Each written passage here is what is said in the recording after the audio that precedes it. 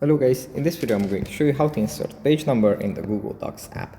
But before that, don't forget to subscribe and leave a comment down below, because at 10,000 subscribers I'm going to show you my whole YouTube revenue statistics and growth strategy. So without further ado, let's just jump right into it. First we have to open up the Google Docs app. Here it opens up in Drive files. From here we just have to select the document that we want to edit.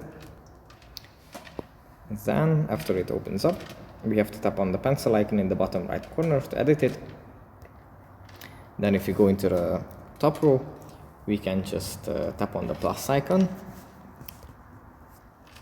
And then if you scroll down, here at page number, we can select what kind of, where we want the page number to be. And if we want the first page to be numbered in the text. So yeah, if we select this one, then we can add the page number here. Now we can edit it as well.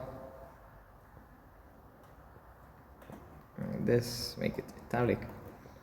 So yeah, that's pretty much it for this video. Hope it was helpful for you guys, and I'll see you in the next one.